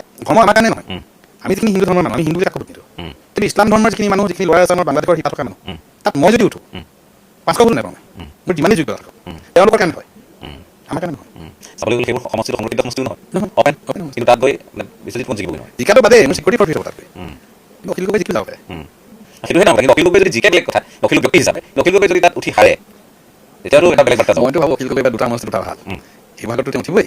এই নামনি অসমৰ য'ত তেওঁ বহুত জনপ্ৰিয় নিচিনা, য'ত তেওঁ মিটিংবিলাক শিৱসাগৰতকৈ বেছি মানুহ হয়। শিৱসাগৰতো আজিকালি মানুহ হয় মিটিঙত, কিন্তু তেওঁ কলেজত বহুত মানুহ হয়, ৰাতি 8টা 9টাতো বহুত মানুহ হয়। তাত কেলৈ মানুহ জানে নাই? তাত থকা তেওঁলোকৰ নিজৰ মানুহজনক MLA কৰিবলৈ মাধ্যম হিচাপে উঠিব বিচাৰিছে। তাত থকা তাত থকা যিজন সংখ্যালঘু নেতা, AUDF বা কংগ্ৰেছত জিকা চান্স নাই, গতিকে ৰাইজৰ লগত জিকিব লাগে, তেওঁ জিকাবলৈ অখিল গগৈ তাত নিবলৈ জনপ্ৰিয় দল, সেই মানুহজনে তাত মানুহ গোটাইছে। আৰু অখিল গগৈৰ লগত থাকিলে ভৱিষ্যত সুৰক্ষিত হ'ব, কিন্তু অখিল গগৈ তাত দিলে হাৰিব।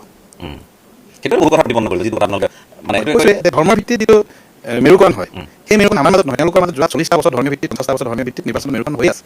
গোলাম ওছমানী দিনৰ পৰা, আব্দুল মহিন মজুমদাৰ দিনৰ পৰা, আজমললৈকে, আজি যদি আপুনি চাই আজিলৈকে ধৰ্মীয় মেৰুকৰণ তেওঁলোকৰ মাজত হৈ আছে। তেওঁলোকে ধৰ্মীয়ভাৱে নিৰ্বাচন খেলি আছে, তেওঁলোকে অকল ধৰ্মীয়ভাৱে কথা কৈছে। বাকী খিলঞ্জীয়া মুছলিম, আমি 5টা জনগোষ্ঠী খিলঞ্জীয়া বুলি কওঁ, বলিয়া, মুৰিয়া, জোলা, চৈয়দ আৰু শিখ, তেওঁলোকে সেই মেৰুকৰণত নাযায়, তেওঁলোকে খিলঞ্জীয়া হিচাপে খিলঞ্জীয়া ৰাষ্ট্ৰীয় বুলি। আমি বিশ্বজিৎ ফুকনৰ সৈতে কথা পাতিছোঁ। বিজেপিৰ বিধায়ক সৰুপথাৰ সমষ্টিৰ আকৌ তেখেত প্ৰাৰ্থী হ'ব, কাৰণ নিষ্পন্ন হৈছে, মখলালকৈ কৈছে নিষ্পন্ন হৈছে বুলি তাত চৰ্চা চলিছে, আৰু তেখেতৰ বিৰুদ্ধাচৰণ কৰি কোনো তাত টিকিব নোৱাৰে এইবোৰ আলোচনা হয়। মুখ্যমন্ত্ৰী ডক্টৰ হিমন্ত বিশ্ব শৰ্মাৰ ঘনিষ্ঠ ব্যক্তিসকলৰ ভিতৰত নিজকে তেওঁ কয় যে দাবী কৰে ময়ো আছোঁ এই মুখ্যমন্ত্ৰী ডাঙৰীয়া এজন অভিভাৱকৰ যি দায়িত্ব, আপুনি আজি বাপেকে দুটা ল'ৰা থাকিলে এটা বেছি ভাল পায় জানো? সেই তেনেকৈ মুখ্যমন্ত্ৰী ডাঙৰীয়াৰ কাৰণে সকলোৰে কিমান দিনৰ সম্পৰ্ক আপোনাৰ ৰাজনীতিৰ বাহিৰত? আমি যেতিয়া একেলগে ছাত্ৰতা কৰিছিলোঁ, মই সৰ্বানন্দ সোণোৱাল ডাঙৰীয়া যেতিয়া সভাপতি হৈছিলে, তেখেতৰ কাৰ্যকালত মই আছোঁ সাংগঠনিক সম্পাদক হৈছিলোঁ নামৰ পক্ষত 92 চনত। তেতিয়া অতুল ৰায় এডভাইজাৰ আছিলে, শেষত এডভাইজাৰ আছিলে, সৌন্দৰ্য ভট্টাচাৰ্য সাধাৰণ সম্পাদক আছিলে, মই সাংগঠনিক সম্পাদক আছিলোঁ। আৰু তেতিয়া বৰ্তমানৰ মুখ্যমন্ত্ৰী মাননীয় ডক্টৰ হিমন্ত বিশ্ব শৰ্মা ডাঙৰীয়া অল গুৱাহাটীৰ জেনেৰেল ছেক্ৰেটাৰী আছিলে। মই ৰাজ্যত পঢ়ি আছিলোঁ, তেখেতসকল জুনিয়ৰ আছিলে, তেখেত পঢ়ি আছিলে। আমি তেতিয়াৰ পৰা আমাৰ এটা সংগঠনত থকা সেই সম্পৰ্কটো আছে।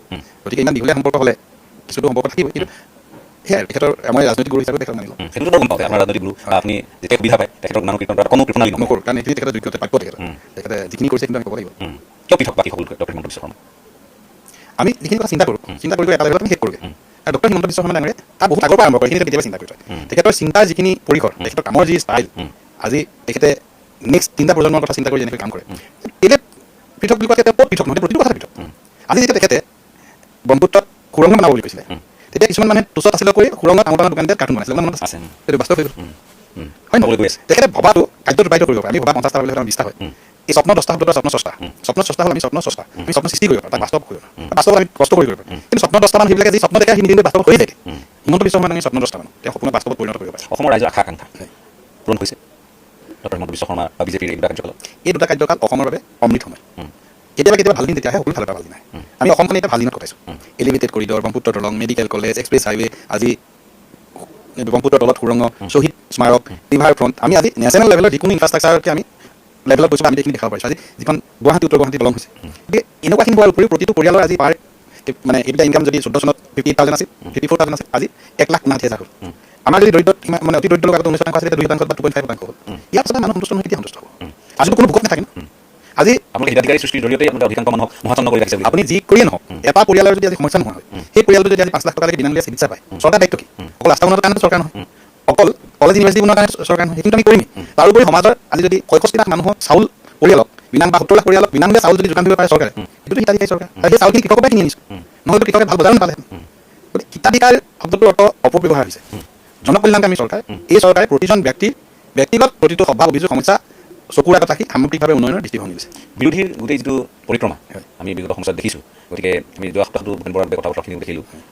বিৰোধীৰ গোটেই পৰিক্ৰমাটো আপোনালোকে কেনেধৰণে চায়? বিৰোধী আপোনালোকক যি ধৰণৰ প্ৰত্যাহ্বান জনাব বুলি আপোনালোক মই মাজতে এটা কথা কৈ থওঁ, মাজতে এনে আলোচনা হৈছিল, ক'ৰবাত শাসক পক্ষ অকণমান শংকিত হ'ল যে বিৰোধী একগোট হ'ব বা বিৰোধী পৰিক্ৰমা যাব, বিৰোধী কেইটা ইছ্যু বিহাল হ'ব, আমি নতুন কিবা ভাবিব লাগিব, এনেধৰণৰ পৰিস্থিতি আলোচনা নোহোৱাকৈ থকা নাছিল শাসক পক্ষৰ মাজত। কিন্তু তৎসত্বেও বিৰোধীৰ আজিৰ তাৰিখত তেওঁলোকৰ শক্তি, আপোনালোকে সেই শক্তিক প্ৰত্যাহ্বান জনাই পৰাভূত কৰি আগবাঢ়িব এইবাৰ তৃতীয়বাৰ আপোনালোকৰ চৰকাৰ হ'ব? নাই, চৰকাৰটো 100% হ'ব। বিৰোধী কথাটো যেতিয়া কওঁ, জনসাধাৰণে নিৰ্ণয় কৰিব কোন শাসনত থাকিব, কোন বিৰোধী, আৰু শাসনত থকা সকলৰ কাম কাজতকৈ তেওঁলোক কি বেলেগ হ'ব, সেই কথাটো এষ্টাব্লিছ কৰিব পাৰিবলৈ বিৰোধীয়ে। পুৰণাই যদি চাই আপুনি 16 চনৰ নিৰ্বাচনত কংগ্ৰেছ চৰকাৰকে বেলেগ হ'ব বিজেপি চৰকাৰ, সেই কথাটো এষ্টাব্লিছ হৈছে কাৰণে সেই 16 চনত বিজেপি চৰকাৰ হৈছে। 2001 চনত অসম গণ পৰিষদৰ চৰকাৰকে কংগ্ৰেছ চৰকাৰ বেলেগ হ'ব পাৰে বুলি আজি ভাবিছিলে কাৰণে বেলেগ হৈছে। আজিৰ তাৰিখত বিজেপি চৰকাৰতকৈ বেলেগ কিবা হ'ব পাৰে বা সম্ভাৱনীয়তা হ'ব পাৰে, সেই কথাখিনি হোৱাটো বহুত দূৰৰ কথা। আজি গৌৰৱ গগৈটো কেতিয়াও কোৱা নাই যে আমি চৰকাৰ গঠন কৰি এইখিনি কাম কৰিম। তেওঁ আজি কি কয়? তেওঁ ক'লে আমি হিমন্ত বিশ্ব শৰ্মাক ভয় নকৰোঁ। আজিতো হিমন্ত বিশ্ব শৰ্মাক কোনো ভয় নকৰে, সকলোৱে অন্তৰত ঠাই দিবলৈ ভাল পায়। হিমন্ত বিশ্ব শৰ্মাক ভয় কৰা নকৰালৈ মানুহে ভোট দিব নেকি? হয় নহয় কথা? তেওঁতো কোৱা নাই যে আমি চৰকাৰ তেওঁলোকে কোৱা নাই যে আমি চৰকাৰ গঠন কৰিলে অসমত আৰু এইখিনি কাম কৰিম, এটা কামো কোৱা নাই আজিলৈকে। কিমান ইউনিভাৰ্চিটি কৰিব, কিমান কলেজ কৰিব, ইণ্ডাষ্ট্ৰি কৰিব, একো কোৱা নাই। বৰঞ্চ আমি কোৱাখিনি বিৰোধিতা কৰিছে, এলিভেটেড কৰিডৰ বিৰোধিতা কৰিছে, ছেমি কণ্ডাক্টৰ বিৰোধিতা কৰিছে, মৰাণৰ ৰাজপথত লেন পিলাৰ বিৰোধিতা কৰিছে। তেওঁলোকে সমৰ্থন একো কৰা নাই। কিন্তু তেওঁলোকে এটা কওক যে তেওঁলোকে চৰকাৰ যদি কৰে, আজি বা 30 বছৰ 40 বছৰ পাছত কৰিলে, তেওঁলোকে কি কৰিব ৰাইজে সেইটো বিচাৰিব। তেওঁলোকে যদি কয় যে হুইজ হিমন্ত বিশ্ব শৰ্মা, উত্তৰটো হ'ল যে অসমত অৰুণোদয় আঁচনিৰ দ্বাৰা উপকৃত হোৱা ৩৮ লাখ মহিলাৰ অন্তৰত যিজন মানুহ আছে সি ডক্টৰ হিমন্ত বিশ্ব শৰ্মা। ঠিক আছে, মই সামৰণি এটা কথা সুধো। মোটামুটি এতিয়া যিসকল বিজেপিক নেতৃত্ব প্ৰদান কৰি আছে শক্তিশালীভাৱে প্ৰভাৱশালী যিসকল সকলো কংগ্ৰেছৰ পৰা অহা, এতিয়া কথাটো হ'ল তেওঁলোকে কংগ্ৰেছী কায়দাৰে চৰকাৰ চলাইছে নে বিজেপিৰ নীতি অনুসৰণ কৰি তেওঁলোক বিজেপিৰ শৰণাপন্ন হৈ বিজেপিৰ চিন্তাৰে একাত্ম হৈ তেওঁলোকে কাম কৰিছে? বিজেপি বুলি ক'লে বিজেপি একক নহয়। বিজেপি হ'ল বিচাৰ পৰিয়ালৰ চিন্তাধাৰাই আগবঢ়া এটা ৰাজনৈতিক সংগঠন। আমি যেতিয়া বিচাৰ পৰিয়াল কওঁ, মই বিচাৰ পৰিয়ালৰ বিশ্বাসী, মই সংঘৰ ট্ৰেইনিং লোৱা মানুহ। গতিকে বিচাৰ পৰিয়ালৰ প্ৰতিটো নীতি আদৰ্শক সৰুগত কৰি বিচাৰ পৰিয়ালৰ ধ্যান ধাৰণাই চিন্তাধাৰাই আদৰ্শৰে আগবাঢ়ি কাম কৰাটো বিজেপিত এটা আটাইতকৈ জৰুৰী কাম। বেলেগ দলত থকাৰ পাছত বিচাৰ ধাৰালৈ যেতিয়া আহিব বেলেগ দলৰ কথাবিলাক আৰু নাহিলে বিচাৰ ধাৰা মেইন কথা। বিচাৰ পৰিয়ালৰ চিন্তাধাৰাই আমি আগবাঢ়ি গৈছোঁ আৰু যি দলৰ পৰাই নহওক ইয়ালৈ আহিলে সেই বিচাৰ ধাৰণা প্ৰয়োগ কৰিব লাগে। এজিপিৰ পৰাই হওক, কংগ্ৰেছৰ পৰাই হওক বা য'ৰ পৰাই নহওক, যিসকল আহিছে মোৰ কথাটো হ'লে আমাৰ ৰাষ্ট্ৰীয় স্বয়ংসেৱক সংঘ বা বিচাৰ পৰিয়ালৰ আদৰ্শক নিজৰ আদৰ্শ বুলি যেতিয়া ল'ম তেতিয়া আৰু পুৰণি কি আছিলে ডিপেণ্ড নকৰিব। কোনো মানুহ একেদিনাই মেচিয়ৰ নহয়, মানুহক পৰিক্ৰমা লাগে। বিচাৰ ধাৰা থকাৰ পাছত মানুহখিনি বিচাৰ ধাৰা চিন্তাই নিজৰ এটা পৰ্যায়লৈ লৈ যায়, পুৰণা কথাবিলাক তাত নাহে। ঠিক আছে, মই আপোনাক ধন্যবাদ জ্ঞাপন কৰিছোঁ, আপুনি সময় দিলে। আপোনাক বহুত ধন্যবাদ মাতি আনি এটা কথা এনেকৈ পতাৰ কাৰণে, আৰু মই অসমবাসীকো মোৰ কৃতজ্ঞতা আৰু ধন্যবাদ জ্ঞাপন কৰিছোঁ। ধন্যবাদ। মই আজি অনুষ্ঠানত বিশ্বজিৎ ফুকন ডাঙৰীয়াৰ সৈতে যিখিনি কথা পাতিলোঁ আপোনালোকে অনুধাৱন কৰিব পাৰিছে। মই সকলো কথা শেষত কওঁ যে বিচাৰ আপোনালোকৰ আপোনালোকে যিটো সমষ্টিৰে ব্যক্তি নহওক ভোটাৰ নহওক কিয় অসমৰ প্ৰতিটো প্ৰান্তৰ লোকৰ দৃষ্টি